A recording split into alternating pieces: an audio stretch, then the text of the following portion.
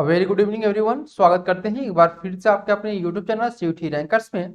जैसा कि मैंने आप लोग को बोला भी था कि आप लोग को सीयूटी बीएड की प्रिपरेशन आप लोग के लिए जो कराई जा रही है उसके मद्देनजर आप लोग को प्रीवियस ईयर पेपर जो बहुत महत्वपूर्ण है, इसीलिए आज हम लोग प्रीवियस ईयर पेपर को सॉल्व करेंगे। क्वेश्चन नंबर 1 आपका जो दिया है जिससे हम लोग सबसे पहले पढ़ लेते हैं, फिर आप लोग को यहाँ पर इसका आंसर बताएंगे। ठीक है, तो देखिए यहाँ पे दिया हुआ है कि स्त्री के विकास के चरम सीमा उसके मातृत्व में हो सकती है, परंतु यह कर्तव्य उसे अपने मानसिक तथा शारीरिक शक्तियों को तोड़कर स्वेच्छा से स्वीकार करना चाहिए, परवश होकर नहीं। ठीक है, कोई अन्य मार्ग न होने पर बाध्य होकर जो स्वीकार किया जाता है वह कर्तव्य नहीं कहा जा सकता। यदि उनके जन्म के साथ विवाह की चिंता न करके विकास के साधनों की चिंता की जाए तो उनके लिए रुचि के अनुसार कला, उद्योग, धंधे और शिक्षा के द्वार खुले जो उन्हें स्वावलंबी बना सके, तब अपनी इच्छा शक्ति के समझकर वे जीवन संगी चुन सके तो विवाह उनके लिए तीर्थ होगा, जहां वे अपनी संकीर्णता मिटा सकेंगे,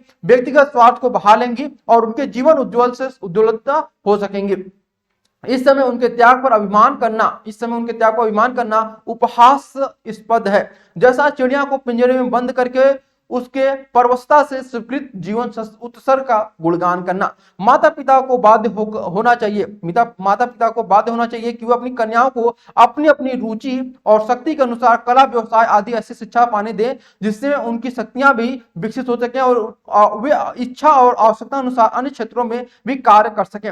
राष्ट्र की सुयोग्य संतान की माता बनना उनका कर्तव्य हो सकता है, परंतु केवल उसी पर उनके नागरिकता के सारे अधिकारों का निर्वहन करना अन्याय भी कहा जा सकेगा। तो इस प्रकार से हम लोगों ने अपने पैसेज पढ़े। अब इस पैसेज में एक यहाँ पे आपका आता है उपहासास्पद। ठीक है, यानी आपका क्या कह सकता है कि मुखौल उड़ाना। तो मुखौल उड़ाने का मतलब क्या होता है यहाँ पर आपका कि उपहास करना। ठीक है, क्या करना? उपहास करना। अभी हम लोगों ने उपहासास्पद का यहाँ पे देखा, तो उपहासास्पद यानी कि आपका क्या करना? मुखौल उड़ाना। तो ऑप्शन यहाँ पे क्वेश्चन नंबर आपका 1 दिया हुआ है कि निम्न में से किसका संबंध मुखौले उड़ाने से है? तो यह आपका संबंध है उपहास उड़ाना से संबंध है। ठीक है, चलिए अब आते हैं हम लोग प्रश्न नंबर आपका 2। तो देखिए प्रश्न नंबर 2 क्या कह रहा है आपका, इसमें भी आपका पैसेज होगा और ये सभी के सभी क्या है? अनसीन पैसेज है, जिसको हम लोग अपठित गद्यांश कहते हैं। अपठित मतलब जो हम लोगों ने पढ़ा नहीं होता है। तो हम लोगों ने पढ़ा होता है अपने क्लास 6 से लेकर 12 तक जिस भी बोर्ड के आप हो उसकी हिंदी किताब लोग जरूर पढ़िएगा या इंग्लिश की किताब पढ़िएगा। उसमें उसी में से आपके जो पैसेज होते हैं वह उठा करके एनटीए आप लोग को देता है, जो कि आप ये सब कुछ पढ़े रहते हैं लेकिन आपको जो बेसिक चीजें वो आप लोग भूल जाते हैं और एडवांस में आप लोग चले जाते हैं। इसी वजह से आप लोग की गलतियां होती हैं। अब देखिए दूसरा प्रश्न कर रहा है कि स्त्री के विकास की चरम सीमा उसके मातृत्व में हो सकती है।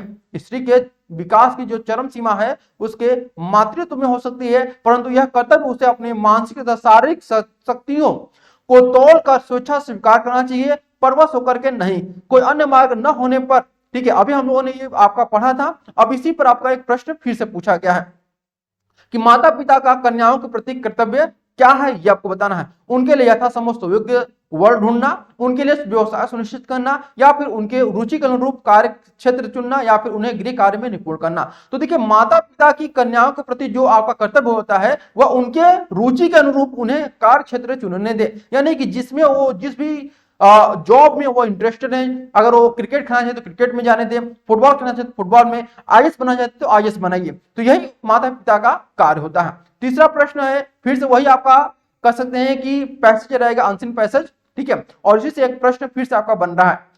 पैसेज वही है, बस आपका प्रश्न बदल दे रहा है। दिया है कि लेखिका मातृत्व को यहाँ पे देखिए मातृत्व को विकास की चरम सीमा किन शर्तों पर मानती है? जब स्त्री के जीवन का एकमात्र उद्देश्य मां बनना हो, जब स्त्री त्याग भाव से मां बनना चाहती हो, जब स्त्री स्वेच्छा से मां बनने का निर्णय ले, या फिर जब स्त्री देश सेवा हेतु मां बनने का निर्णय ले। तो यहाँ पर मातृत्व को स्त्री विकास की चरम सीमा किन शर्तों पर मानती है? तो वह तब मानती है जब स्त्री स्वेच्छा से मां बनने का निर्णय ले। ठीक है, तो ये ऑप्शन आपका सही होगा। फिर से वही पैसेज आपका रहेगा, पैसेज नंबर आपका क्वेश्चन नंबर 4 और पैसेज वही आपका रहेगा। तो यहां पे क्वेश्चन नंबर 4 क्या कह रहा है आपका, देखिए यहां पर प्रश्न नंबर 4 कह रहा है कि लेखिका के अनुसार निम्न में से कर्तव्य का प्रमुख लक्षण क्या है? स्वेच्छा से स्वीकृत कार्य, किसी के निर्देश से किया गया कार्य, बाध्यता के कारण किया गया कार्य, आधिकारिक तौर पर किया गया कार्य। तो यहां पर स्वेच्छा से किया गया कार्य ही कर्तव्य का प्रमुख लक्षण होता है। अब आते हैं प्रश्न नंबर 5 में, और यह भी आपका वही पैसेज रहने वाला है। तो प्रश्न नंबर 5 में यहाँ पे क्या पूछा है ये देख लीजिए हम लोग यहाँ पर। तो देखिए दिया हुआ निम्नलिखित में से कौन सा परवश का समानार्थिक है। परवश हम लोगों ने अभी इसको देखा था। तो परवश का यहाँ पे समानार्थी मतलब आपका इंटोनिम्स पूछा हुआ है, ठीक है, सॉरी एंटोनिम्स नहीं सिनोनिम्स पूछा हुआ है, मतलब पर्यायवाची के तौर पर कह सकते हैं इसको। अधीन, स्वेच्छा, स्वतंत्रता, अभिभूत। तो सही आंसर होगा आपका अधीन। परवश का मतलब होता है अधीन, किसी के अंडर में रहना। अब आते हैं प्रश्न नंबर 6 में। प्रश्न नंबर 6 यहाँ पे पूछा गया है आपका कि चंद्रहास का पर्यायवाची शब्द बताइए। यहाँ पे देखेंगे आप लोग कि क्वेश्चन नंबर 1 से लेके 5 तक जो था वह किससे संबंधित था, तो अपठित गद्यांश से संबंधित था, ठीक है, अपठित गद्यांश से संबंधित था। और ये अपठित गद्यांश जो था वह कौन से लेवल का रहेगा, तो वह आपके क्लास 6 से लेके 12 तक जो आप लोगों ने हिंदी या अंग्रेजी पढ़ा होगा किताब, उसी में से यह पूछा गया है। आप लोग ये जो गद्यांश पढ़ेंगे तो ये आपको एनसीईआरटी किताब में मिल जाएगा। अब बात करते हैं कि यहाँ पे क्वेश्चन नंबर 6 जो दिया हुआ है वो पर्यायवाची, यानी कि क्वेश्चन नंबर 6 जो है आपका टॉपिक क्या है, आपका पर्यायवाची से आपका प्रश्न पूछा गया है, ठीक है। मैं आपको टॉपिक बता चल रहा हूं, चंद्रहास का पर्यायवाची शब्द बताइए। तो चंद्रहास का जो पर्यायवाची शब्द होता है वो आपका तलवार होता है, ठीक है। अब आते हैं प्रश्न नंबर 7 पर। क्वेश्चन नंबर 7 दिया हुआ है, यह आपका कवि और उनकी रचना से संबंधित है, कवि तथा उनकी रचना, ठीक है, ये उससे संबंधित आपका यह टॉपिक पूछा गया है, ये टॉपिक है। अब ये प्रश्न है कि विनय पत्रिका किस कवि की रचना है, सूरदास, कबीरदास, तुलसीदास या फिर बिहारी। तो क्वेश्चन नंबर 7 का सही आंसर होगा आपका सी, तुलसीदास की आपकी रचना है, ठीक है। तो सॉरी यहाँ पे यह आपकी क्या है, आपकी विनय पत्रिका किसकी रचना है, तो ऑप्शन नंबर ए हमारा जो होगा वह सही होगा, यानी कि आपकी सूरदास की है, ठीक है। क्वेश्चन नंबर 7 का जो सही आंसर होगा वह क्या हो जाएगा आपका, यह क्वेश्चन नंबर 7 का सही आंसर होगा आपका सी ऑप्शन, यानी कि तीसरा ऑप्शन जो सही होगा तुलसीदास आपका सही आंसर होगा, ठीक है। चलिए अब आते हैं प्रश्न नंबर 8 में। क्वेश्चन नंबर आपका 8 दिया हुआ है यहाँ पर कि मेरी सहेली ने मेरी सहायता की, इन वाक्य में कौन सा कारक है। यह आपका जो प्रश्न पूछा गया है वो आपका कारक से पूछा गया है। तो मेरी सहेली ने, तो यहाँ पे ने आपका कारक आया हुआ है, इस वाक्य में कौन सा कारक है, तो कर्ता ने, तो यह आपका कर्ता कारक होगा, ऑप्शन नंबर ए। तो यहाँ पे आपका 4 ऑप्शन दिए गए हैं, तो ए ऑप्शन आपका सही होगा क्वेश्चन नंबर 8 का। अब आते हैं प्रश्न नंबर आपका 9। देखिए क्वेश्चन नंबर 9 यहाँ पे पूछ रहा है कि निम्नलिखित में से कौन सा विकल्प विलोम की दृष्टि से सही नहीं है। विलोम की दृष्टि से आरोह अवरोह, कीर्ति अपकीर्ति, उत्कर्ष अपकर्ष, सुबुद्धि असुबुद्धि, ये आपका प्रश्न है। मैं थोड़ा सा इसको और बड़ा कर देता हूं कि आपको और भी थोड़ा सा इसको समझ में आने बड़ा कर दे रहा हूं, है ना। देखिए तो ये आपका है। अब इसमें देखिएगा जो प्रश्न दिया गया है इसमें सही आंसर जो होगा वह 9th का, और यहां पर ए और बी दोनों ही सही होगा, सॉरी बी और डी जो है आपका वह दोनों सही होगा, बी और आपका डी, यानी कि दूसरा और आपका चौथा ये दोनों ही कीर्ति अपकीर्ति सुबुद्धि असुबुद्धि ये दोनों ही आपके सही आंसर है, ठीक है। तो एक प्रश्न में 2 आंसर सही हो सकते हैं। अगर इन दोनों में से कोई एक भी आंसर करेंगे आप लोग, अगर जैसा 2023 में एग्जामिनेशन देंगे, अगर एक प्रश्न में 2 आंसर सही रहेंगे और इनमें से एक भी सही आपका होगा तो आपको नंबर पूरे मिलेंगे, ठीक है। अब आते हैं प्रश्न नंबर आपका 10। देखिए प्रश्न नंबर 10 क्या कह रहा है कि अत्यल्प में कौन सी संधि है। यह आपका संधि से टॉपिक पूछा गया है, अयादी संधि, यड़ संधि, गुण संधि या फिर आपका वृद्धि संधि। मैं केवल आप लोगों को क्वेश्चन और आंसर बता रहा हूं। तो क्वेश्चन नंबर 10 का सही आंसर होगा आपका बी, यानी कि दूसरा यौन संधि आपका सही आंसर है, ठीक है, यानी आपका अत्यल्प में यौन संधि आपका है। अब आते हैं प्रश्न नंबर आपका 11 में। देखिए प्रश्न नंबर 11 यहाँ पे पूछा गया है कि रंगभूमि किस प्रसिद्ध लेखक द्वारा रचित उपन्यास है। लेखक और उपन्यास से संबंधित आपका टॉपिक है, और रंगभूमि जो आपका पूछा गया है इसका सही आंसर होगा प्रेमचंद्र, यानी ऑप्शन नंबर ए हमारा जो होगा वह सही होगा, ठीक है। अब आते हैं हम लोग प्रश्न नंबर 12 पे। प्रश्न नंबर 12 पूछा है कि निम्नलिखित में से शुद्ध वर्तनी वाला शब्द बताइए। तो प्रश्न नंबर 12 में शुद्ध वर्तनी वाला जो शब्द है आपका वह आपका आशीर्वाद है, ठीक है। क्या है आपका आशीर्वाद शुद्ध वर्तनी वाला शब्द है, और सभी क्या है अशुद्ध वर्तनी वाले शब्द हैं। अब आते हैं प्रश्न नंबर हम लोग 13 पे। तो प्रश्न नंबर 13 दिया निम्नलिखित में से काव्य पंक्ति में कौन सा अलंकार है। तो यह जो टॉपिक आपका है वह आपका अलंकार से प्रश्न पूछा गया है।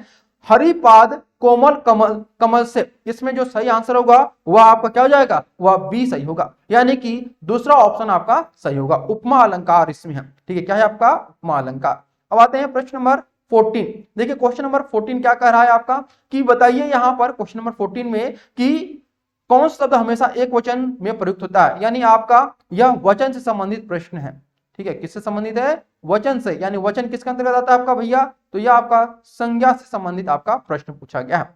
तो सौंदर्य, डाली, सेना और लता। तो प्रश्न नंबर 14 का सही आंसर होगा आपका ए। जो आपका सौंदर्य है वह आपका एक वचन में हमेशा प्रयोग किया जाता है।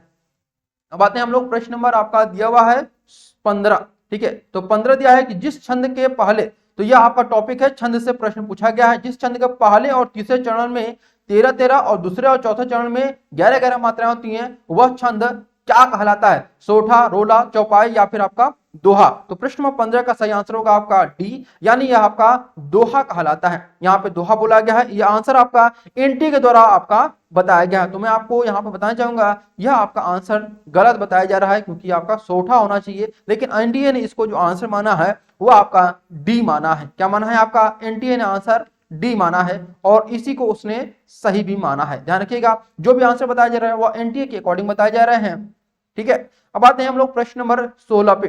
देखिए प्रश्न नंबर आपका जो 16 दिया है वह है वचनामृत में समास है। अब यहाँ पे बताइए कि समास कौन सा है। इसमें समास टॉपिक पूछा गया है। तत्पुरुष समास, द्विगु समास, कर्मधारय समास, अव्ययीभाव समास। 1 2 3 4, इसमें चार ऑप्शन दिए गए, इनमें से कौन सा होगा? तो 16 का सही आंसर होगा आपका सी, यानी कि यह आपका कर्मधारय समास है, ठीक है। कर्मधारय आपका समास है। जो भी यहाँ पे आंसर बताया जा रहा है वो एनटीए के अकॉर्डिंग आप लोग को बताया जा रहा है। अब आते हैं प्रश्न नंबर आपका 17। तो 17 देखिए दिया हुआ है, जौहर खुलना मुहावरे का अर्थ क्या होगा? ये आपको बताना है, ठीक है। जौहर खुलना मुहावरे का अर्थ क्या होगा? क्रुद्ध होना, धैर्य टूट जाना, प्रत्यक्षकार, भेद का पता लगाना। 1 2 3 4, तो इसमें 17 का जो सही आंसर होगा वह क्या होगा? तो यह डी ऑप्शन आपका सही होगा, यानी कि 4, भेद का पता लगाना आपका सही आंसर है, ठीक है। चलिए अब आते हैं प्रश्न नंबर आपका 18, ठीक है। प्रश्न नंबर 18 यहाँ पे बोल रहा है आपका, क्या बोल रहा है आपका? क्वेश्चन नंबर आपका 18 दिया हुआ है यहाँ पर, मैं इसको एक बार लिख देता हूं कि आप लोग को समझ में आ जाए इसको। और सचमुच इन्हें जब जब देखता हूं यह खुला वीरान संस्कृति का घना हो सिमट आता है और मैं एक एकांत होता हूं समर्पित। शब्द जादू है मगर क्या समर्पण कुछ नहीं है। इन पंक्तियों में कौन सा आपका रस दिखाई दे रहा है? यानी आपका यह टॉपिक जो है वह रस से संबंधित है। तो यहाँ पे वीर रस, करुण रस, वात्सल्य रस या फिर श्रृंगार रस, कौन सा यहाँ पे रस है? तो 18 का सही आंसर होगा आपका सी आंसर, यानी आपका यहाँ पर क्या हो जाएगा? तीसरा, यानी ये आपका श्रृंगार रस है, ठीक है। चलिए अब आते हैं प्रश्न नंबर आपका 19। क्वेश्चन नंबर आपका जो 19 दिया हुआ है वह आप लोग देख सकते हैं कि निम्न में से किस वाक्य में क्रिया सकर्मक रूप में है? किस वाक्य में क्रिया सकर्मक रूप में है? वह घूम कर आया, लड़की खेल रही है, बच्चा सो रहा है, उसने केले खरीदे हैं। तो यह आपका अकर्मक और सकर्मक क्रिया से संबंधित है, ठीक है। यानी यह आपका क्रिया टॉपिक है और इसी से आपका प्रश्न पूछा गया है। तो 1 2 3 4, इसमें कौन सही होगा? तो 19 का सही आंसर होगा आपका डी, यानी आपका 4, उसने केले खरीदे, यह आपका क्या है? क्रिया सकर्मक रूप में है। अब आते हैं प्रश्न नंबर आपका 20। देखिए प्रश्न नंबर 20 जो पूछा है कि प्रताप सिंह का घोड़ा काला है, इसमें काला जो है वह कौन से विशेषण से संबंधित है? यानी यह जो टॉपिक आपको पूछा गया है यह आपका विशेषण से संबंधित आपका टॉपिक है। और ये ध्यान रखिएगा, ये सभी जो क्वेश्चन आपको आ रहे हैं वो आपके हिंदी मीडियम के स्टूडेंट के लिए केवल है। जो इंग्लिश मीडियम चुनेंगे उनके लिए यह क्वेश्चन नहीं रहेंगे, उनके लिए अलग क्वेश्चन आपका रहने वाला है। मैं बार बार आप लोग को समझा रहा हूं, अगर आप लोग समझ ले तो अच्छा है, नहीं समझे तो फिर तो आपका भगवान ही भला करे। प्रताप सिंह का घोड़ा काला है, इसमें काला विशेषण निम्न से कौन सा है? सार्वनामिक विशेषण, गणना बोधक विशेषण, विधेय विशेषण या फिर तुलना बोधक विशेषण। तो प्रश्न नंबर 20 का सही आंसर होगा आपका सी, यानी कि आपका विधेय विशेषण आपका सही आंसर होगा, ठीक है। चलिए अब आते हैं प्रश्न नंबर आपका 21 में। कौन सा शब्द जातिवाचक संज्ञा से बनी भाववाचक संज्ञा नहीं है? तो इसमें खुशहाली हो गया, सैसो हो गया, मजदूरी हो गया, बचपन हो गया। तो सही आंसर होगा आपका ए ऑप्शन, यानी कि खुशहाली जो है आपका जातिवाचक संज्ञा से बनी भाववाचक संज्ञा नहीं है। अब आते हैं प्रश्न नंबर आपका 22। देखिए प्रश्न नंबर 22 कह रहा है कि आध्यात्मिक शब्द किन उपसर्ग प्रत्ययों से बना हुआ है? अधिकता, अधिकता, अधिकता, आ ई कता, इनमें से कौन सा सही आंसर होगा ये आपको बताना है। तो इसमें देखिएगा कि प्रश्न नंबर 22 में जो सही आंसर होगा वो आपका ए सही होगा, यानी आपका अधि, इक और ता ये आपका आध्यात्मिक उपसर्ग और प्रत्यय से बना हुआ शब्द है, ठीक है। चलिए अब आते हैं प्रश्न नंबर आपका 23। देखिए प्रश्न नंबर 23 कह रहा है कि निम्नलिखित में से तत्सम शब्द बताइए। तो यह आपका प्रश्न पूछा गया है तत्सम और तद्भव से, पंख, गर्मी, पंक्ति और पंकत। तो इसमें सही आंसर होगा आपका 23 का सी ऑप्शन, यानी आपका यहाँ पर पंक्ति जो है वो आपका तत्सम शब्द हुआ है। ठीक है, अब आते हैं प्रश्न नंबर 24 पे। तो देखिए 24वां जो प्रश्न आपका पूछा है कि जिसकी आशा न की गई हो, वाक्यांश के लिए एक शब्द बताइए। आशातीत, अप्रत्याशित, आशान्वित या फिर प्रत्याशा। तो सही आंसर आपका कौन सा होगा ये आपको बताना है।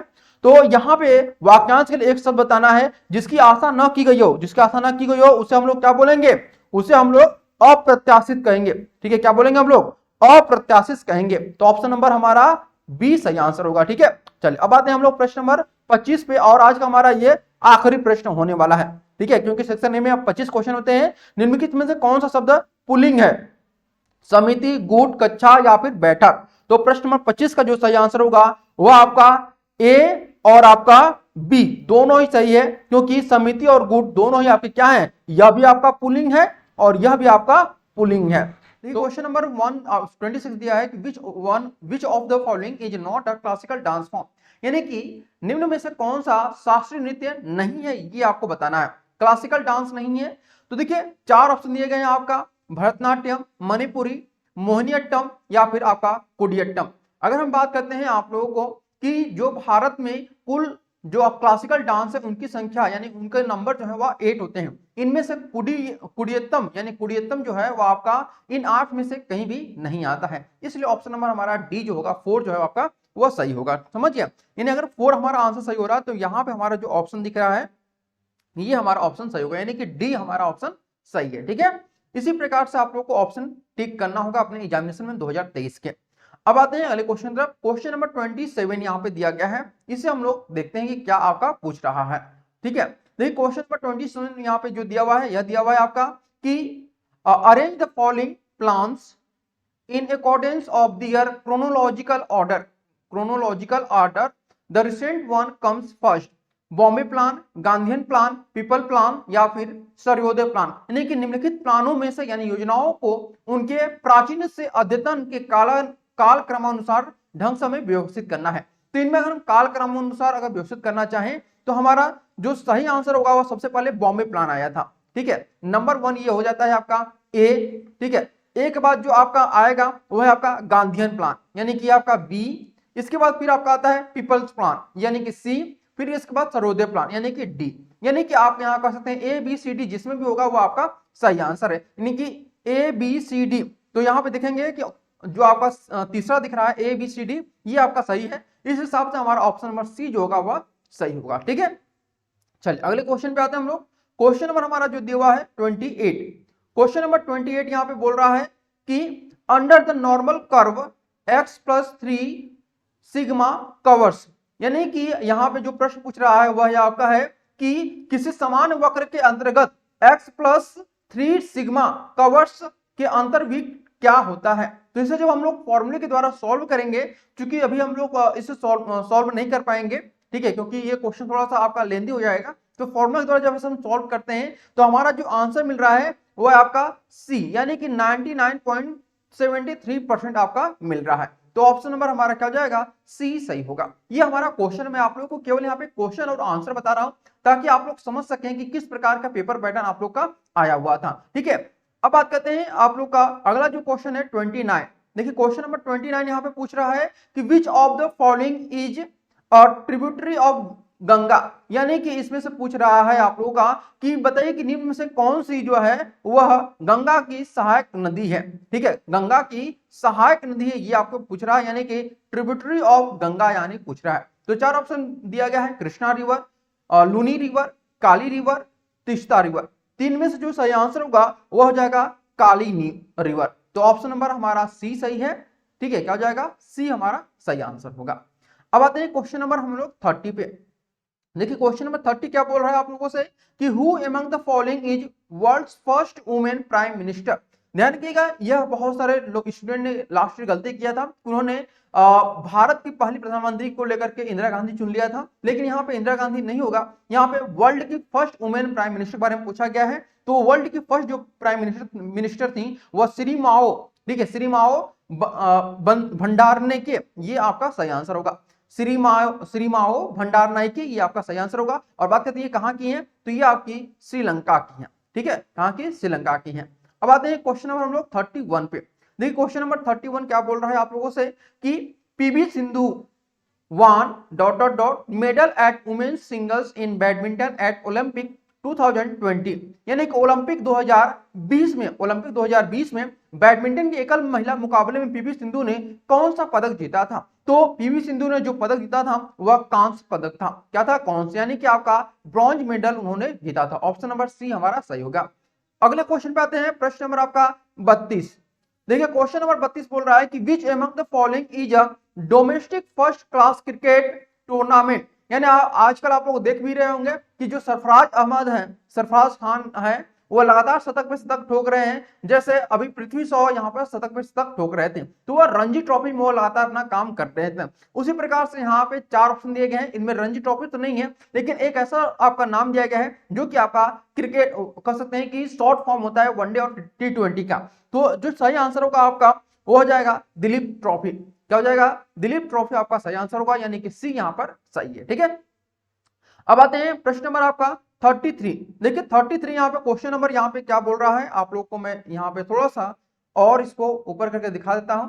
देखिए दिया हुआ है right to education act 2009 came through, यानी कि शिक्षा का अधिकार अधिनियम 2009 किस संशोधन के स्वरूप अधिनियमित हुआ था? तो 4 ऑप्शन दिए गए यहाँ पर।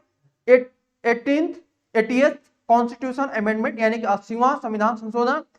85th कॉन्स्टिट्यूशन अमेंडमेंट, यानी कि 50वां संविधान संशोधन।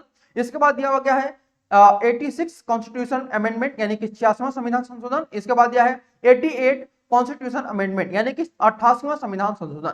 तो सही आंसर हो जाएगा 33 का, वह 86वां संविधान संशोधन आपका सही होगा, यानी ऑप्शन नंबर सी हमारा यहाँ पर भी सही हो रहा है। आप लोग देख रहे होंगे कि लगातार यह क्वेश्चन आपका सभी क्वेश्चन का जो आंसर है वो आपका सी आ रहा है। चलिए अगले क्वेश्चन पे आते हैं। क्वेश्चन नंबर आपका 34 दिया हुआ है, 34 दिया है कि the literary work dealing with Qutubuddin Aibak, यानी कि यहाँ पे पूछा है कि वह साहित्यिक कृति जो कुतुबुद्दीन ऐबक से संबंधित है। Option number A Minhaj uz Siraj, option number B Khazain ul Futuh, option number C Turk e Chahalgani, option number D Taj ul Masih. तो 4 ऑप्शन में से जो सही आंसर होगा वह ताज उल मसीह आपका यहाँ पर सही आंसर होगा, यानी हम लोग कह सकते हैं कि हमारा ऑप्शन नंबर डी जो है वो आपका सही है। अगले प्रश्न में आते हैं हम लोग। प्रश्न नंबर आपका दिया हुआ है 35।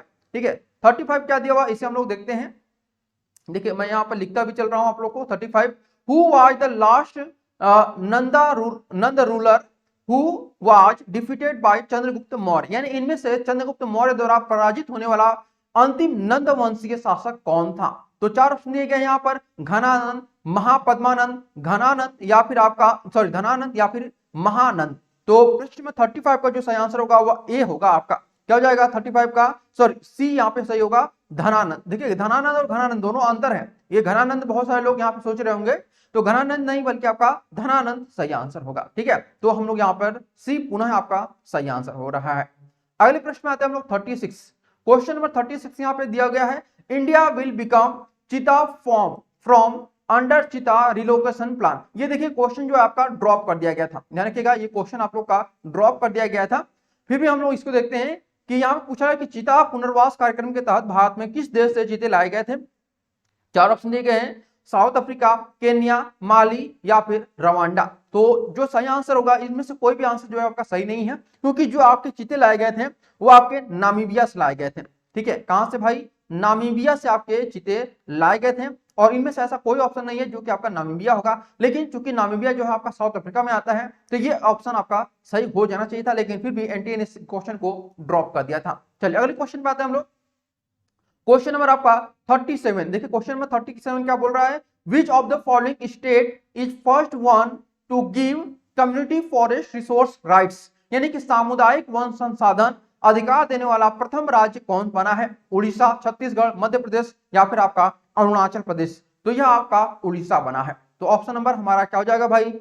ए ऑप्शन आपका सही है। ठीक है, क्वेश्चन नंबर आपका 38 यहाँ पे दिया हुआ है। क्वेश्चन नंबर 38 कि which of the following country is the winner of Thomas cup 2022, यानी कि निम्न में से कौन सा देश थॉमस कप 2022 का विजेता है? चाइना, इंडोनेशिया, साउथ कोरिया या फिर आपका इंडिया। तो 38 का सही आंसर होगा आपका इंडिया, ऑप्शन नंबर डी यहाँ पर आपका सही आंसर होगा। अब आते हैं प्रश्न नंबर आपका क्वेश्चन नंबर 39। देखिए क्वेश्चन नंबर 39 क्या पूछ रहा है इसे हम लोग देखते हैं। ठीक है। क्वेश्चन नंबर 39 दिया है कि given below are four statement, choose the most appropriate sentence. ठीक है, चार ऑप्शन दिए गए इनमें। Sex and gender are both biological decided, sex and gender are both socially decided. यहां पर देखिए बायोलॉजिकल डिसाइडेड दिया, यहां पर सोशली डिसाइडेड दिया है, और यहां पर डिसाइडेड बायोलॉजिकल। ठीक है, इसके बाद फिर दिया हुआ है sex is decided biological, gender is decidable socially. तो यहां पे अगर हम बात करते हैं कि 39 का जो सही आंसर होगा वह आपका डी सही होगा, यानी कि sex is decided biologically, gender is decidedly socially, ये आपका सही आंसर होगा। ठीक है, यानी कि जो आपका कथन दिया गया था उसके अकॉर्डिंग था कि जो लिंग होता है वह जैविक और जेंडर सामाजिक रूप से निर्धारित आपका किया जाता है। अब आते हैं क्वेश्चन नंबर आपका 40 पे। देखिए क्वेश्चन नंबर 40 बोल रहा है if the economy is operating at potential GDP an increase in the money supply will lead to, यानी कि यदि अर्थव्यवस्था संभाव्य जीडीपी पर प्रचालित हो तो मुद्रा आपूर्ति में वृद्धि इसकी ओर किसकी ओर अभिप्रेरित करेगी। तो यहाँ पे ऑप्शन नंबर ए दिया है स्टैगफ्लेशन, और स्टैगफ्लेशन मतलब होता है स्फीति संबंध गतिरोध। दूसरा ऑप्शन दिया है आपका स्ट्रक्चरल इन्फ्लेशन, यानी कि संरचनात्मक मुद्रास्फीति। Option number D demand side inflation, यानी कि मांग पक्षीय मुद्रास्फीति। Option number 4 supply side inflation, यानी कि आपूर्ति पक्षीय मुद्रास्फीति। तो क्वेश्चन नंबर 40 का जो सही आंसर होगा वह बी सही होगा, यानी कि स्ट्रक्चरल इन्फ्लेशन अर्थात संरचनात्मक मुद्रास्फीति की ओर यह आपका इंडिकेट करेगा, यानी अभिप्रेरित करेगा आपका। अब आते हैं हम लोग क्वेश्चन नंबर आपका 41। ठीक है, क्वेश्चन नंबर 41 यहाँ पे पूछ रहा है basic postulate of marks political philosophy include, यानी यहाँ पे जो आपका प्रश्न पूछा गया हुआ है कि मार्क्स के राजनीतिक दर्शन के मूलभूत तत्वों में क्या सम्मिलित है। ऑप्शन नंबर ए यहाँ पे दिया है historical materialism, class struggle, theory of surplus value, individual freedom. तो इनमें से यहाँ पे पूछा है कि choose the correct answer from the option given below, A and B only, A B C only, A and C only, B C D only. तो 41 के लिए अगर हम बात करते हैं तो यहाँ पे ए बी सी आपका सही आंसर है, एंड ऑप्शन नंबर 2 आपका सही होगा। ठीक है, चलिए अगले क्वेश्चन पे आते हैं हम लोग। क्वेश्चन नंबर आपका जो दिया हुआ है वह 42 दिया हुआ है। ठीक है, क्वेश्चन नंबर 42 क्या बोल रहा है कि the POCSO act 2022 212 was amended in the year, यानी कि पॉक्सो एक्ट 2012 को किस वर्ष संशोधित किया गया था। 2019, 2017, 2015, 2013।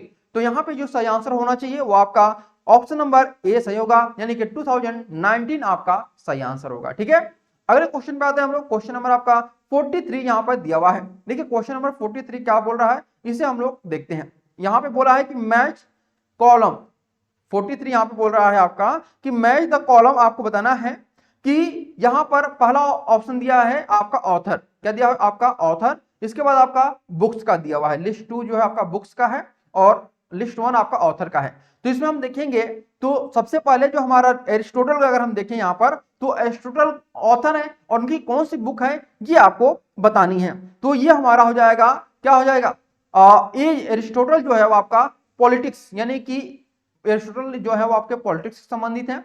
इसके बाद आपका कार्ल मार्क्स, कार्ल मार्क्स भी आपका क्या होगा द कम्युनिस्ट मैनिफेस्टो से रहेगा, यानी कि सेम यही रहेगा। ठीक है, बी का भी यही रहेगा। रूसो, रूसो का भी आपका क्या हो जाएगा यहाँ पर बताइए सभी लोग। तो देखिए 43 में अगर हम बात करते हैं तो आपका रूसो का भी यहाँ पर 3 हो जाएगा, यानी कि यही आपका सेम रहेगा, और डी का भी यही रहेगा, यानी कुछ भी आपका परिवर्तन नहीं है, सेम टू सेम वही है।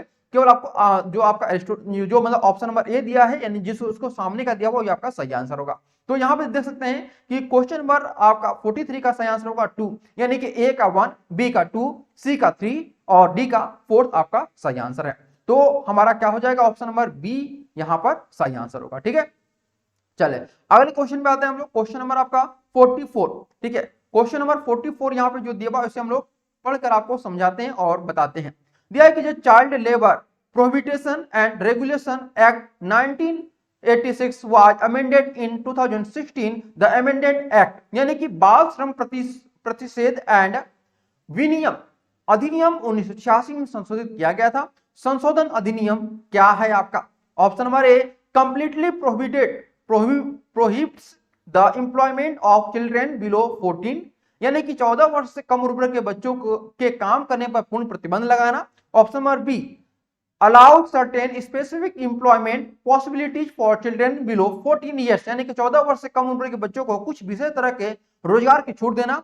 Option number C, allow children be employed in the work that their parents may be doing, यानी कि बच्चों को उन कामों को करने की छूट देता है जो उसके अभिभावक भी करते हैं। Option number D, completely allowed all kinds of employment of children below 14 years. तो यहाँ पे जो सही आंसर होगा 44 का वह ए सही होगा, यानी कि यहाँ पर completely prohibits the employment of children below 14 years, यानी कि 14 वर्ष से कम उम्र के बच्चों के काम करने पर पूर्ण प्रतिबंध लगाता है। ये आपका ऑप्शन नंबर ए हमारा सही होगा। अब आते हैं क्वेश्चन नंबर आपका 45। देखिए क्वेश्चन नंबर 45 क्या बोल रहा है यहाँ पर कि UNESCO advances peace, sustainable development and human rights for facilitating collaboration among nations through 5 major progress area, यानी निम्न में से किन 5 महत्वपूर्ण कार्यक्रमों के माध्यम से यूनेस्को विभिन्न राष्ट्रों के मध्य शांति, समेकित विकास एवं मानवाधिकार जैसे विषयों पर सहयोग बढ़ावा देता है।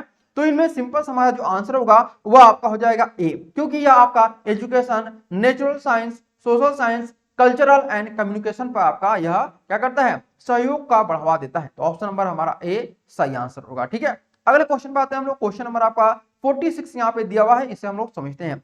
ये आपका यूनिसेफ से दिया गया है। What was the original full form of UNICEF? तो यूनिसेफ का जो आपका फुल फॉर्म होता है वो आपको होता है United nation international children emergency fund, यानी ऑप्शन नंबर ए हमारा सही होगा। ठीक है, अगले प्रश्न आते हैं क्वेश्चन नंबर आपका 47। देखिए क्वेश्चन नंबर 47 जो दिया हुआ है वो थोड़ा सा बहुत ही लॉन्ग दिया है, इसलिए हम इसको थोड़ा सा और भी शॉर्ट कर लेते हैं। ठीक है, शॉर्ट कर लें तो आपको समझ में भी आपको आएगा। यहाँ पर देखिए क्वेश्चन नंबर आपका 47 यहाँ पे दिया क्या है भाई, एक बार पढ़ देते हैं।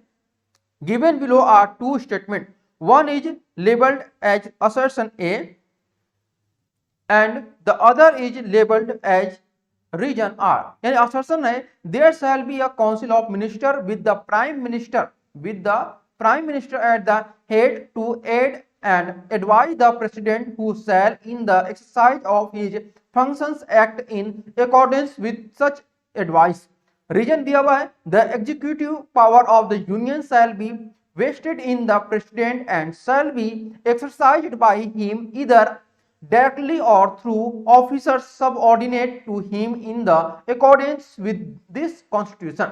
यानी अगर हम बात करते हैं यहाँ पर आपका असर्शन और रीजन दिया हुआ है, इनमें जो आपका सही आंसर होगा वह आपको इनमें से बताना होगा, 1 2 3 4 में से। तो यहाँ पे कह सकते हैं कि हमारा जो 47 का आंसर होगा वो आपका ए सही होगा। क्यों? क्योंकि both A and R correct, यानी कि ए और आर जो है आपका सही है। R is the correct explanation of A, यहां पर सही आंसर होगा। ठीक है, अब आते हैं क्वेश्चन नंबर आपका दिया हुआ है 48। क्वेश्चन नंबर 48 बोल रहा है आपका कि Anushka Shankar is a world renowned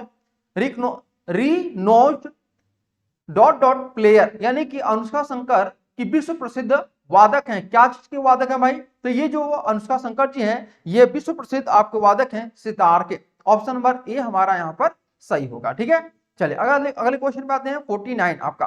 question number 49 यहाँ पे बोल रहा है आप लोग का कि बताइए कि भागवत गीता, ठीक है, भागवत गीता डिक्लिन्स भक्ति योगा ज्ञान योगा एंड, यानी भगवत गीता में भक्ति योग, ज्ञान योग एवं किस योग की चर्चा है यहाँ पे बताया गया है। तो 4 ऑप्शन दिए गए यहाँ पर, तो इन 4 में से जो सही आंसर होगा वह हो जाएगा आपका कर्म योग। ऑप्शन नंबर ए हमारा सही होगा, यानी कि भगवत गीता में भक्ति योग, ज्ञान योग और कर्म योग की यहाँ पर चर्चा है। अब आते हैं क्वेश्चन नंबर 50।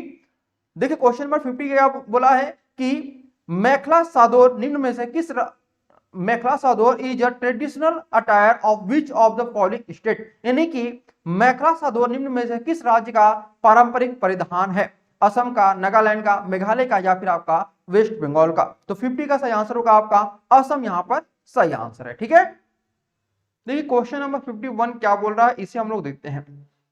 बोल रहा है NCERT is an autonomous body setup in, यानी जो एनसीईआरटी है इसकी यह एक स्वायत्त संस्था है, इसकी स्थापना कब हुई थी ये आपको बताना है। ऑप्शन नंबर ए दिया है 1961, option number B 1951, option number C 1921 या फिर ऑप्शन नंबर डी 1931। तो यहाँ पे 4 ऑप्शन दिए गए, इन 4 में से जो ऑप्शन सही होगा 51 का वो आपका ऑप्शन नंबर ए सही होगा। ठीक है, यानी यहाँ पर आपका 1961 में एनसीईआरटी की स्थापना की गई थी। और एनसीईआरटी जो है स्पेशली जो स्कूलिंग होता है उनके लिए आपका एक बेहतरीन संस्था आपकी है। और यह प्रश्न आप लोग का सीयूटी बीएड में भी आया है और साथ ही साथ आपका यूपी बीएड में भी प्रश्न पूछा गया था कि स्कूली शिक्षा से संबंधित कौन सी संस्था है, तो यह संस्था आपकी कौन है, एनसीईआरटी है। तो जो भी स्टूडेंट यूपी बीएड हो या फिर सीयूटी बीएड हो या बीएचयू बीएड हो उनके लिए भी यह सेशन बहुत इंपॉर्टेंट है। अब आते हैं हम लोग क्वेश्चन नंबर 52 पे। देखिए 52 जो दिया हुआ है आप लोग का, यह एक आपका टीचिंग एप्टीट्यूड से क्वेश्चन पूछा गया है। ठीक है, यह है a teacher is discussing terrace farming in the class, which of the following states is most likely to find mention in the discussion। यानी एक शिक्षक जो है वो अपनी क्लास में सीढ़ीनुमा खेती या फिर कृषि के बारे में चर्चा कर रहा है। यह बताना है कि निम्न राज्यों में से किसका उल्लेख इस कक्षा में होने की सर्वाधिक संभावना है। नागालैंड, पंजाब, हरियाणा या फिर आपका गुजरात। 4 ऑप्शन दिए गए हैं, इनमें से कौन सा ऑप्शन आपका सही होगा, तो यहां पर आपका ऑप्शन नंबर ए सही होगा। यानी कि जो सीढ़ीनुमा खेती है वह नागालैंड में बहुत ज्यादा होती है। पंजाब हरियाणा में खेती होती है लेकिन वह सीढ़ीनुमा खेती नहीं की जाती है। ठीक, उसी प्रकार से हम लोग आते हैं क्वेश्चन नंबर आप लोग का 53 पे। ठीक है, क्वेश्चन नंबर 53 यहाँ पर बोल रहा है कि which type of proteolytic enzymes found in gastric juice of infants helps in the digestion of milk protein। यानी शिशुओं के पाचन रस में किस प्रकार का प्रोटियोलाइटिक्स एंजाइम पाया जाता है जो दूध प्रोटीन के पाचन में सहायता करता है। इनमें से कौन सा ऑप्शन सही होगा ये आपको बताना है। उससे पहले आपको बता दें कि हमारी जो पेड क्लासेस चल रही हैं उसमें जो साइंस के टीचर होंगे, ये जो क्वेश्चन आप लोग का पूछा गया है वो आप लोग का साइंस से पूछा गया है। ठीक है, तो साइंस से जो क्वेश्चन पूछा गया है इनके जो टीचर हैं वह कर्नाटका यूनिवर्सिटी जो आपकी है वहां के से जो वर्तमान में बीएड कर रहे हैं वह आप लोग को साइंस पढ़ा रहे हैं हमारे पेड कोर्स में। तो आप लोग अगर साउथ इंडिया से भी हैं तो भी हमारा इस पेड कोर्स को ज्वाइन कर सकते हैं, या फिर डीयू बीएड की प्रिपरेशन कर रहे हैं तो भी आप हमारे इस कोर्स को ज्वाइन कर सकते हैं, जो कि अलग अलग यूनिवर्सिटी के आप लोग के जो बीएड कर रहे स्टूडेंट हैं वही आप लोग को यहाँ पर गाइड कर रहे हैं। तो उनसे बेहतर आप लोग को गाइड कोई भी नहीं मिल सकता है। तो अब हम आते हैं अपने क्वेश्चन पे। तो जो आप लोग का क्वेश्चन है यहाँ पर क्वेश्चन नंबर 53, इसका जो सही आंसर होगा वह हो जाएगा ऑप्शन नंबर बी, यानी रेनिन यहाँ पर आपका सही आंसर हो जाएगा। ठीक है, रेनिन आपका सही आंसर है। अब आते हैं प्रश्न नंबर 54 पे। 54 यहाँ पे दिया हुआ है, what is the name of primary teacher from Maharashtra who was awarded the global teacher award by UNESCO। यानी महाराष्ट्र के प्राथमिक विद्यालय के उस शिक्षक का नाम बताना है जिनको यूनेस्को के द्वारा ग्लोबल टीचर पुरस्कार से सम्मानित किया गया था। तो उनका नाम था आपका रंजीत सिंह दिसाले उनका नाम था। तो ऑप्शन नंबर हमारा ए क्या हो जाएगा, यहाँ पर सही हो जाएगा। ठीक है, चलिए अब आते हैं क्वेश्चन नंबर हम लोग 55 पे। ठीक है, क्वेश्चन नंबर 55 यहाँ पे बोल रहा है आप लोगों से, देखिए क्या दिया हुआ है कि क्योंकि मैं लड़की हूं मुझे पढ़ना है, क्योंकि मैं एक लड़की हूं मुझे पढ़ना है, is a poem by which of these Indian feminist. यानी कि क्योंकि मैं एक लड़की हूं मुझे पढ़ना है, यह कविता किस भारतीय नारीवादी द्वारा रचित की गई है। तो क्वेश्चन नंबर 55 का सही आंसर हो जाएगा आपका डी, यानी आपका कमला भासिनी यहाँ पे सही आंसर होगा। ठीक है, चलिए अब आते हैं क्वेश्चन नंबर हम लोग 56 पे। क्वेश्चन नंबर 56 यहाँ पे पूछा गया है, what is the full form of NCPCR. NCPCR या आप लोग अक्सर करके आप लोग देखे होंगे कि यहाँ पे जो आपका एनसीपीसीआर उसका जो फुल फॉर्म हुआ कई एग्जामिनेशन में पूछा भी जाता है। तो यहाँ पे जो सही आंसर होगा 56 का वह हो जाएगा ऑप्शन नंबर सी, यानी कि national commission for protection of child rights. यह चाइल्ड राइट्स से संबंधित आपका प्रश्न पूछा गया था। चलिए अब आते हैं हम लोग क्वेश्चन नंबर 57 पे। क्वेश्चन नंबर 57 यहाँ पे आप लोगों से पूछा गया है, who of the following was not a member of constituent assembly.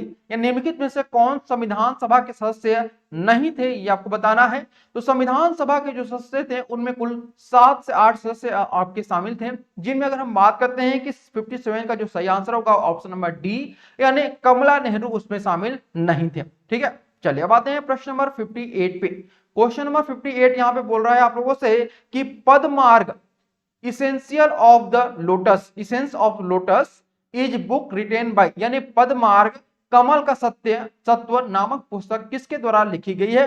तो 58 का सही आंसर हो जाएगा ए, यानी कि रोकेया सखावत के द्वारा यह लिखी गई है। अब आते हैं प्रश्न नंबर हम लोग 59 पे।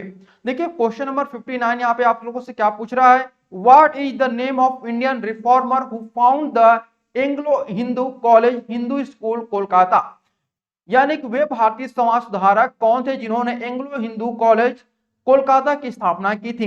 तो यहाँ पे 4 ऑप्शन दिए गए हैं, ईश्वर चंद्र विद्यासागर, सावित्रीबाई फुले, रविन्द्रनाथ टैगोर, राजा राम मोहन राय। तो 59 का सही आंसर होगा डी, राजा राम मोहन राय के द्वारा एंग्लो हिंदू कॉलेज यानी हिंदू कॉलेज की स्थापना की गई थी। ठीक है, हिंदू कॉलेज का जो नाम है वो आप लोग का चेंज कर दिया गया, इसे भी आप लोग ध्यान रखिएगा। क्वेश्चन नंबर 60 यहाँ पे देखिए, what is El Nino, what is El Nino यानी अल नीनो क्या है? यहाँ पे 4 ऑप्शन दिए गए, इनमें से जो सही आंसर होगा क्वेश्चन नंबर 60 का वो आपका बी सही होगा, यानी कि a phenomenon related to the development of warm ocean current along the coast of Peru, यानी कि पेरू के तट पर एक गर्म महासागरीय धारा के विकास से संबंधित एक परिघटना है यह। ठीक है, अब आते हैं हम लोग क्वेश्चन नंबर 61 पे। देखिए क्वेश्चन नंबर 61 आप लोगों से बोल रहा है कि sustainable development goal life below water aims at conserving and sustainably using, यानी कि सतत विकास लक्ष्य जल से नीचे जीवन, जल से नीचे जीवन का उद्देश्य क्या है? संरक्षण करना एवं निम्न का समेकित प्रयोग करना। तो इनमें क्या हो जाएगा ऑप्शन? ऑप्शन नंबर 61 का जो सही होगा वह बी होगा, यानी ओशियन सी मरीन रिसोर्सेस, यानी कि महासागर, सागर और समुद्री संसाधन यहाँ पर सही आंसर है। ठीक है, अब आते हैं हम लोग क्वेश्चन नंबर 62 का। देखिए क्वेश्चन नंबर 62 दिया हुआ है, ISRO satellite GSAT-7A was recently launched from which space station, यानी कि GSAT-78 जो आपका इसरो की सैटेलाइट है वह किस स्पेस स्टेशन से आपकी लॉन्च की गई है? तो 4 ऑप्शन दिए गए, इनमें जो सही आंसर होगा वह ए होगा आप लोग का, यानी कि सतीश धवन स्पेस सेंटर श्रीहरिकोटा आंध्र प्रदेश से यह लॉन्च की गई है। आते हैं हम लोग प्रश्न नंबर 63 पे। क्वेश्चन नंबर 63 यहाँ पे बोल रहा है आप लोगों से कि Geetanjali Shree has won Booker prize for which of the following of her novels, यानी निम्न में से किस रचना के लिए गीतांजलि श्री को बुकर पुरस्कार से सम्मानित किया गया है? तो 63 का सही आंसर होगा बी ऑप्शन, यानी यहाँ पर रेत समाधि के लिए उनको बुकर प्राइज से सम्मानित किया गया है।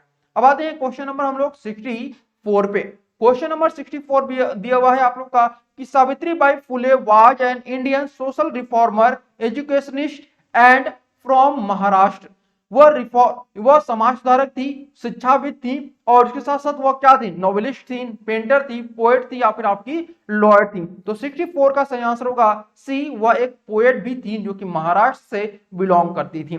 ठीक है, अब आते हैं क्वेश्चन नंबर 65 पे। क्वेश्चन नंबर 65 बोल रहा है, Ambedkar memorial is located in a house in, यानी अंबेडकर स्मारक वेयर डॉक्टर भीमराव अंबेडकर, यानी अंबेडकर स्मारक डॉट डॉट डॉट के उस घर में स्थापित किया गया है जहां डॉक्टर अंबेडकर ने अपना अंतिम सांस लिया था या फिर उनका विवाह हुआ था।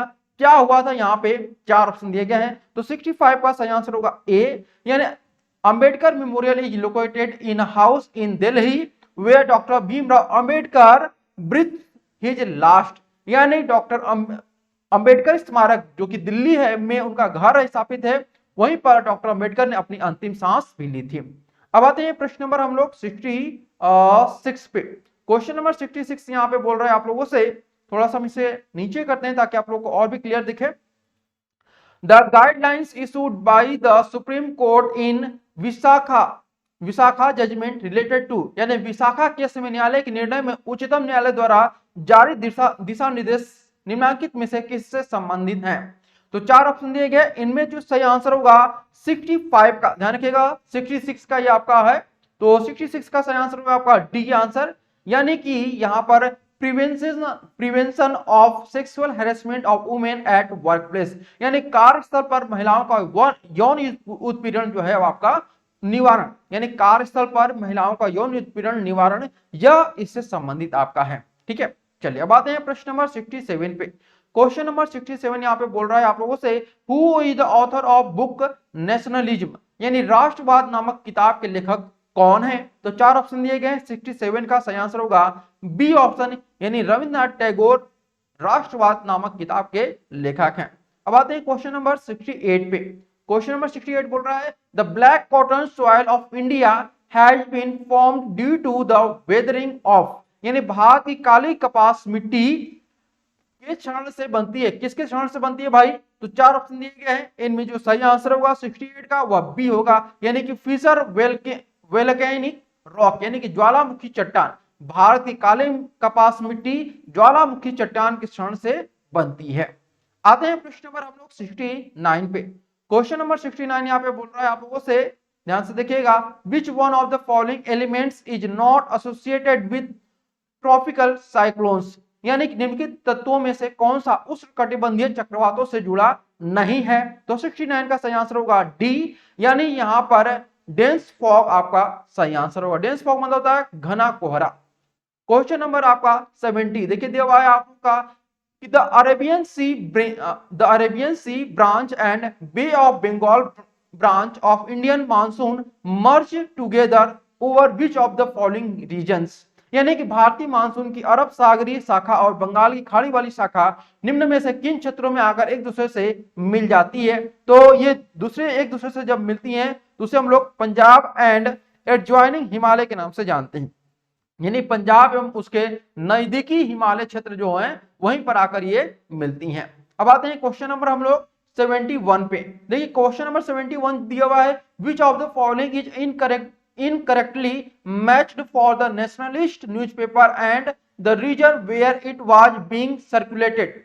चार ऑप्शन दिए गए हैं, अब इनमें आपको सही आंसर बताना होगा, ठीक है। तो मैं हिंदी वाला आप लोग को दिखा देता हूं, क्योंकि हिंदी के स्टूडेंट ज्यादा यहाँ पे होते हैं।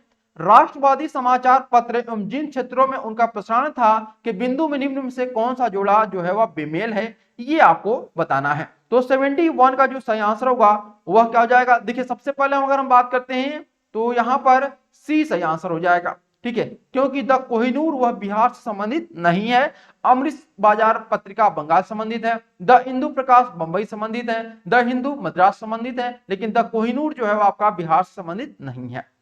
प्रश्न नंबर 72 को देखिए दिया हुआ है आप लोग का कि when did the green revolution in Indian agriculture begin, यानी भारतीय कृषि में हरित क्रांति का प्रादुर्भाव किस दशक में आपका हुआ था? तो इसका जो प्रादुर्भाव हुआ था वह आपका मिड 1960 में हुआ था, यानी कि 1900 यहाँ पर 50 में, ठीक है, सॉरी 1960, यहाँ पे मैं कहना चाहता गलती से बोला गया 50, 1960 में यह आपका मतलब कह सकते हैं कि इसका प्रादुर्भाव किया गया था, ठीक है। चलिए अब आते हैं प्रश्न नंबर 73 पे। क्वेश्चन नंबर 73 आपका ए आर टाइप का क्वेश्चन दिया हुआ है। तो देखिए ए आर टाइप में जो क्वेश्चन होते हैं उसे आप लोग को बहुत ही बारीकी से देखना होता है कि कहां पे क्या बोल रहा है आप लोग से। तो पहले हम लोग क्वेश्चन पढ़ लेते हैं। Given below are two statement, यानी कि दो स्टेटमेंट दिए गए हैं, पहला असर्शन और दूसरा आपका reason. One is labelled as assertion, पहला असर्शन है, दूसरा आपका रीजन है।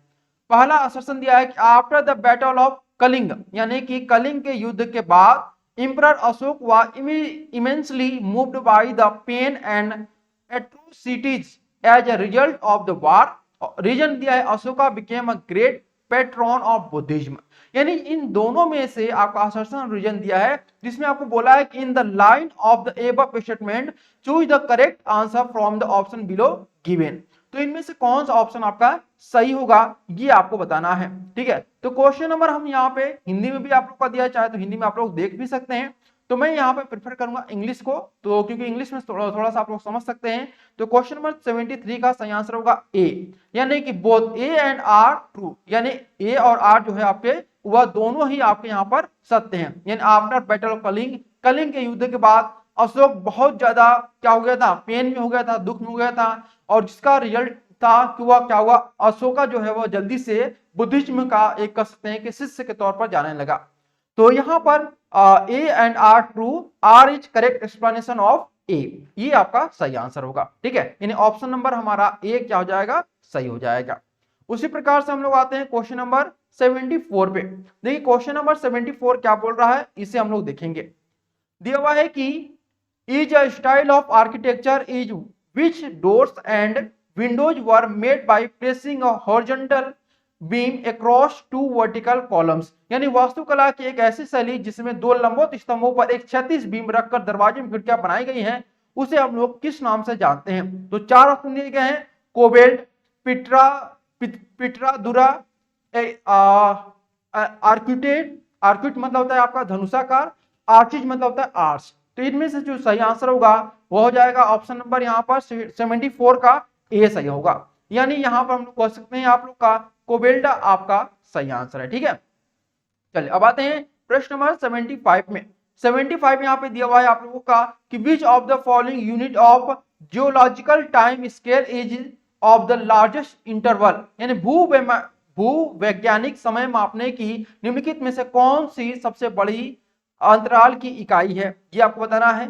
चार ऑप्शन दिए गए हैं, इपोक यानी युग, पीरियड यानी कि कालखंड, एरा मतलब सनवत, इयोन मतलब कल्प। तो इसमें जो सही आंसर होगा आपका 75 का हो जाएगा आपका डी, यानी इयोन आपका सही आंसर होगा। ठीक है, क्या हो जाएगा? इयोन आपका सही, यानी कि कल्प इसे हम लोग बोलते हैं। किस नाम से जानते हैं? इयोन को हम लोग कल्प के नाम से जानते हैं।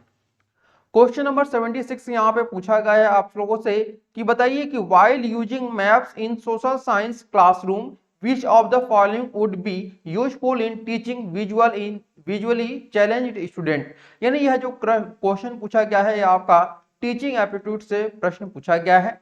और अगर बात करते हैं कि जो प्रश्न वह कहना क्या चाहता है, तो कहना यह चाहता है कि सामाजिक विज्ञान की एक क्लास है और उस क्लास में मानचित्र का प्रयोग हम लोग लाते समय, ठीक है, मानचित्र प्रयोग में लाते समय जो दृष्टिबाधित स्टूडेंट हैं उनके लिए कितना यह उपयोगी साबित हो सकता है। ऑर्डिनरी मैप्स होगा, डिजिटली मैप्स होना चाहिए, टैक्टिकल मैप्स होना चाहिए, या फिर आपका गूगल मैप होना चाहिए। तो हम यहाँ पे कह सकते हैं कि आपका जो 76 का सही आंसर होगा आपका सी सही होगा, यानी कि आपका टैक्टिकल मैप होना चाहिए। टैक्टिकल मतलब कि टेक्सटाइल मैप जिसको हम लोग कहते हैं। ठीक है, टेक्सटाइल मैप आपका होना चाहिए। चलिए अब आते हैं क्वेश्चन नंबर 77 पे।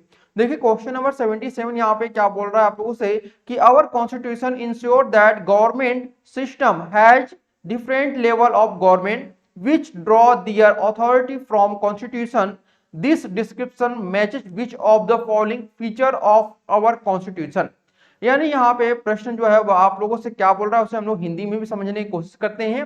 देखिए दिया गया है कि हमारा संविधान यह सुनिश्चित करता है कि सरकारी ढांचे में सरकार के विभिन्न स्तर हों और जिसमें हर एक संविधान से अपनी सत्ता ग्रहण करता हो। निम्न में से कौन इस विवरण को से मेल खाता है? आपका पंथ निरपेक्ष, संसदीय शासन प्रणाली, राज्य के नीति निर्देशक तत्व, या फिर आपका संघवाद। तो 77 का जो सही आंसर होगा वह डी सही होगा, यानी यह आपका संघवाद सही आंसर है।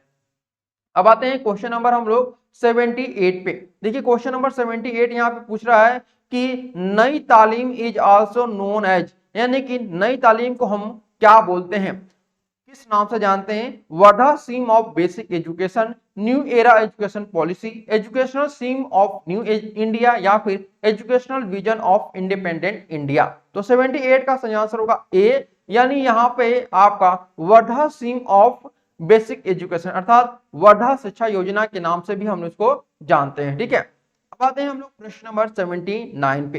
79 दिया है कि दो आप लोग का लिस्ट दिया गया है, एक लिस्ट 1 और लिस्ट 2 दिया हुआ है। अब इसमें लिस्ट 1 और लिस्ट 2 को आपको मिलान करना है और कौन जो अभी आपको मिलान करके आंसर आएगा उसे आपको क्या करना है, यहाँ पर दिया गया है आपको यहाँ पे मिलान करके 4 ऑप्शन दिए गए हैं, इनमें से आपको चूज करना है कौन सा ऑप्शन होगा और यहाँ पर आपको दिखाना है कि कौन सा सही आंसर होगा, ए होगा, बी होगा, सी होगा, या फिर डी होगा। तो पहले हम लोग यहाँ पर देख लेते हैं कि हमारा कौन सा ऑप्शन यहाँ पे आप लोग का सही हो रहा है। ठीक है, क्वेश्चन नंबर हम लोग का 79 आपका क्वेश्चन है। तो हम लोग यहाँ पे कह सकते हैं कि जो हमारा ऑप्शन सही होगा वो आपका कौन सा होगा। यहाँ पर पहले हम लोग यहाँ पर देखते हैं Ashoka and the decline of the Maurya. अब यह जो मिलान होगा वह किससे होगा भाई? तो यह होगा रोमिला थापर, ये आपका ए सही होगा। ठीक है, यहां पर इसके बाद the one 77 dear that was India part 2, यानी इसका जो मिलान होगा वह आपका किस में होगा? तो सिंपल सी बात है, यहां पर हम लोग कह सकते हैं यह थर्ड पर होगा, SAA रिजवी यहाँ पे सही आंसर होगा, यानी कि बी का तीसरा पर जाएगा। इसके बाद सी का दिया हुआ है India brief history of civilisation, तो यह आपका जाएगा थॉमस आर ट्रॉटमैन के पास, तो ये आपका सी हो गया। इसके बाद आपका एक डी बचा हुआ, the wonder that was India, तो यह हो जाएगा आपका AL भाषम। यहाँ पे ऑप्शन नंबर डी सही होगा। यानी हमारा जो मिल रहा है वह कौन सा मिल रहा है, तीसरा। तो यहाँ पे कह सकते हैं कि हमारा तीसरा ऑप्शन कौन सा है, सी ऑप्शन यहाँ पर सही है। ठीक है, समझ गए आप लोग। यानी यहाँ पर आप लोगों से कुछ किताबें दी गई थी और उनको आपको मिलाना था। अब आते हैं क्वेश्चन हम लोग 80 पे।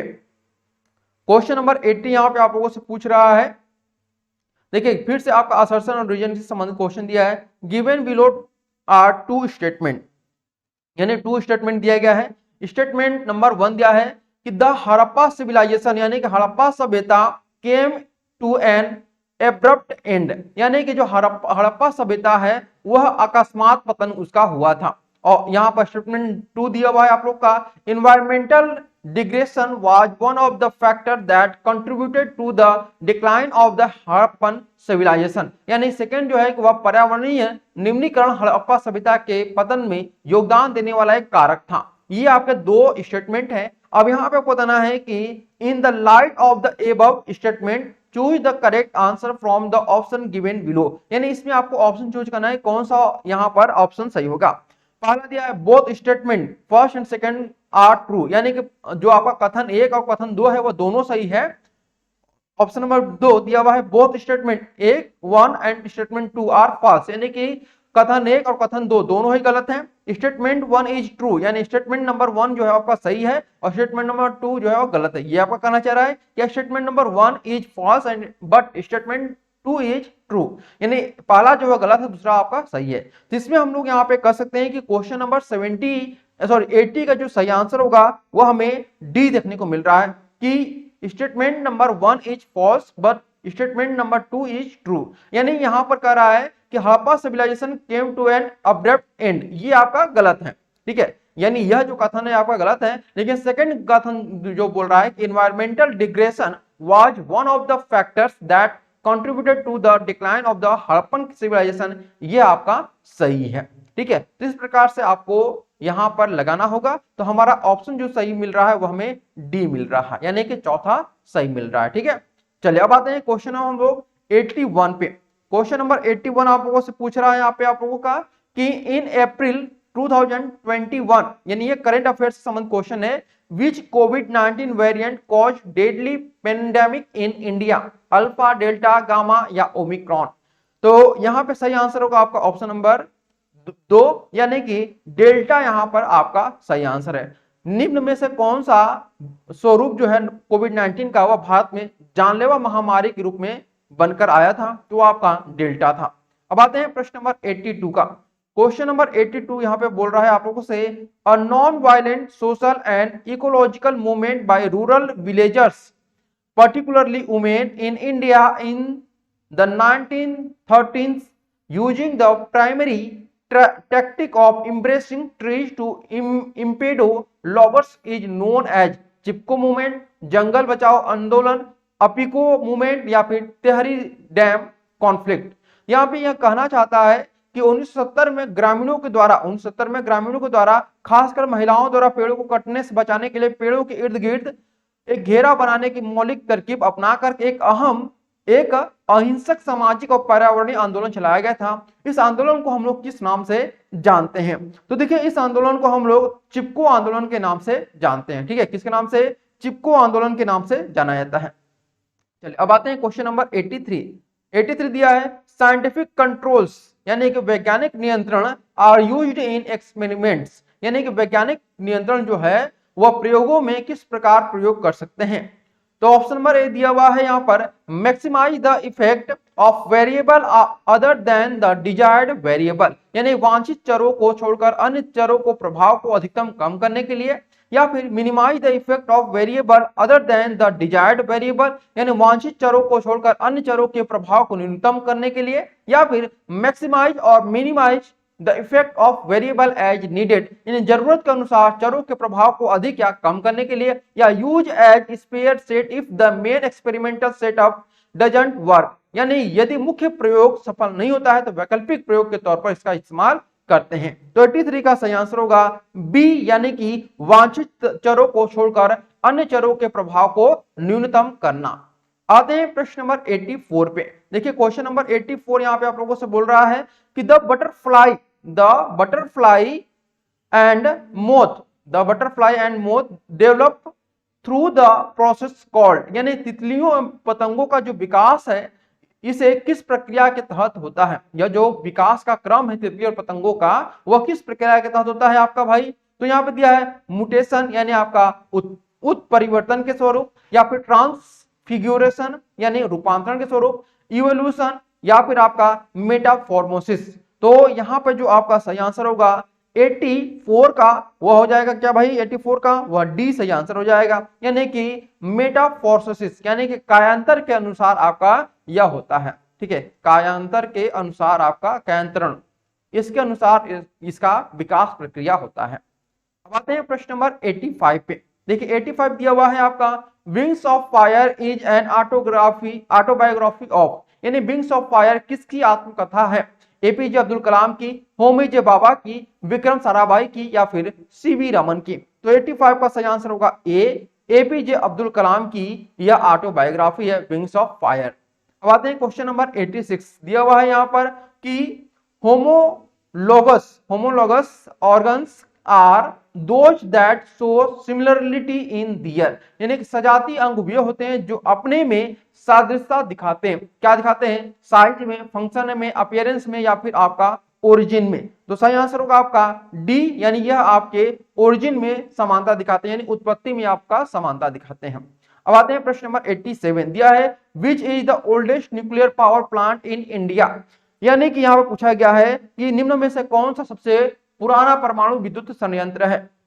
Tarapur atomic power station, Rajasthan atomic power station, कुलाम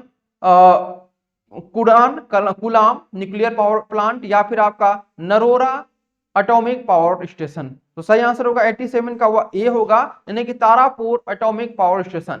ये देखिए ध्यान रखिएगा कि चाहे आपका सबसे पुराना पूछे या फिर सबसे पहला पूछे तो दोनों का आंसर यही होना चाहिए। ठीक है, अगर आपसे पूछ लिया कि बताइए कि सबसे पहला परमाणु विद्युत संयंत्र कौन सा है तो तारापुर एटॉमिक पावर स्टेशन, या फिर आपसे पूछ लिया जाए कि सबसे पुराना परमाणु विद्युत संयंत्र कौन सा है तो भी तारापुर एटॉमिक पावर स्टेशन ही है। अब आते हैं प्रश्न नंबर 88 पे। देखिए 88 बोल रहा है आप लोगों से कि choose the correct statement from the one given below, यानी कि दिए गए कथनों में से सही कथन आपको चुनना है। पहला दिया कथन है कि chromosomes are present in all non dividing cells, यानी कि गुणसूत्र सभी गैर विभाजित कोशिकाओं में मौजूद होते हैं। यहाँ पे स्टेटमेंट नंबर 2 दिया हुआ है DNA is present in the cytoplasm, यानी कि डीएनए साइटोप्लाज्म में मौजूद होता है। ऑप्शन नंबर सी, यानी कि स्टेटमेंट नंबर 3 दिया हुआ है genes are functional units of DNA, यानी कि जीन जो होते हैं, यानी कि जीन डीएनए की कार्यात्मक इकाइयां हैं। Genes are functional units of DNA. इसके बाद फोर्थ दिया है there are 46 pairs of chromosomes in human, यानी मनुष्य में गुणसूत्रों की संख्या 46 होती है। तो 88 का जो सही आंसर होगा वह सी सही आंसर होगा, यानी यहां पर जीनस यानी कि जो आपके डीएनए होते हैं, ठीक है, डीएनए होते हैं वह जीन की कार्यात्मक इकाई होती है। ये आपका सही आंसर है। अब आते हैं प्रश्न नंबर हम लोग 89 पे। 89 दिया हुआ है which phylum is the largest in the animal kingdom, यानी पशु साम्राज्य में कौन सा फाइलम सबसे बड़ा है। नेमाटोडा, या फिर आर्थ्रोपोडा, या फिर एनेलिडा, या फिर आपका वेटेब्रेटा।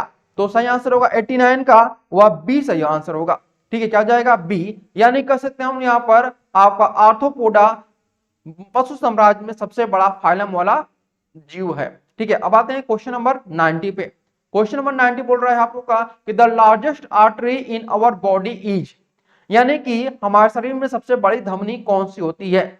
वेना केवा, या फिर आपका जो दिया हुआ है सेकेंड है कि फुफ्फुसी धमनी, या फिर सी दिया हुआ है महाधमनी, या फिर आपका कपाल धमनी। तो 90 का जो सही आंसर होगा वह सी होगा, यानी यह आपका ऑर्टा मतलब महाधमनी सबसे बड़ी धमनी है आपकी। क्वेश्चन नंबर 91 यहाँ पे देखते हैं किस प्रकार से इसको हम लोग हल करेंगे।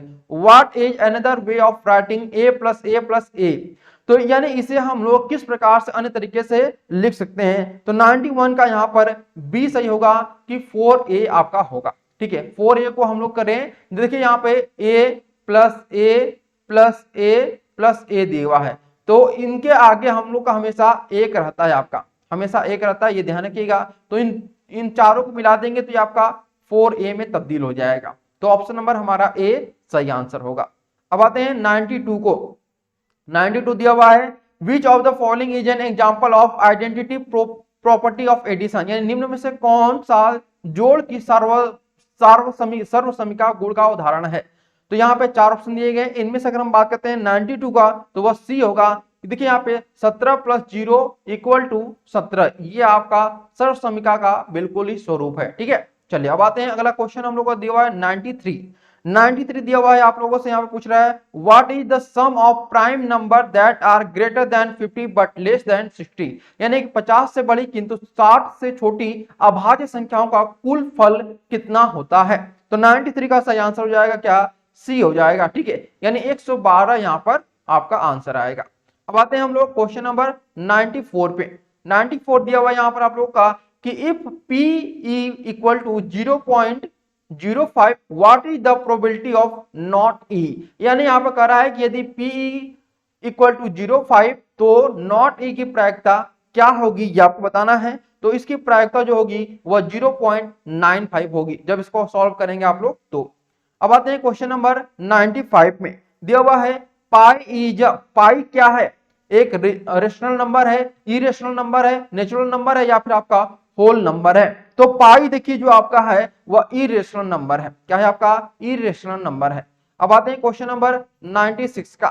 देखिए 96 दिया हुआ है how many different combination does a Rubik's cube have, यानी कि रूबिक घन क्यूब में कितने अलग अलग संचयन संभव होते हैं। अप्रोक्स 43 क्विंटिलेशन या अप्रोक्स 43 ऑक्टिकल या अप्रोक्स 43 यहाँ पे क्विंटिलियन या ऑप्शन नंबर डी अप्रोक्स 43 सेप्टिलियन। तो यहाँ पे कौन सा सही आंसर होगा, तो 96 का सही आंसर होगा ए, यानी अप्रोक्स 43 क्विंटिलियन आपका सही आंसर है। अब आते हैं क्वेश्चन नंबर 97 पे। 97 यहाँ पे दिया हुआ है आप लोगों का कि triangular are used in constructing bridge because, यानी कि त्रिभुजों का प्रयोग सेतु निर्माण में किया जाता है क्योंकि यहाँ पे सीधा मैं आपको आंसर बताता हूं, they evenly distribute weight without changing their proportions, यानी वह अनुपात बदले बिना वजन को समान रूप से वितरित कर देते हैं। ठीक है, चलिए अब आते हैं क्वेश्चन नंबर हम लोग 98 पे। क्वेश्चन नंबर 98 यहाँ पे बोल रहा है कि the number on the opposite side of six sided dice always add up to, यानी कि 6 पृष्ठों वाले पासे में विपरीत दिशा के पृष्ठों की संख्या का योग सदैव कितना होता है। जिसका जो योग होगा वह हमेशा 7 होगा। ठीक है, क्या होगा 7 होगा। अब आते हैं क्वेश्चन नंबर 99 पे। क्वेश्चन नंबर 99 यहाँ पे आप लोगों से बोल रहा है कि which of the following is one of the properties of Pascal's triangle, निम्नलिखित में से कौन पास्कल त्रिभुज के गुणों में से एक है आपका। जिसका सीधा आंसर मैं आपको बता दूं कि the outside number are all 1, यानी बाहरी संख्याएं सभी एक होती हैं। ये क्या है आपके पास्कल त्रिभुज के गुणों में से एक होता है। अब आते हैं प्रश्न नंबर 100 पर। क्वेश्चन नंबर 100 यहाँ पे बोल रहा है कि India currently follows which number system, यानी कि वर्तमान में भारत कौन सी संख्या प्रणाली को उपयोग में लाता है। Arabic Hindu number system, international number system, Hindu Arabic number system या फिर आपका रोमन नंबर सिस्टम। तो 100 का सही आंसर होगा सी, हिंदू अरेबिक नंबर सिस्टम, ये आपका सही आंसर होगा। ठीक है, इस प्रकार से हम लोगों ने कुल 100 क्वेश्चन को सॉल्व कर लिया है।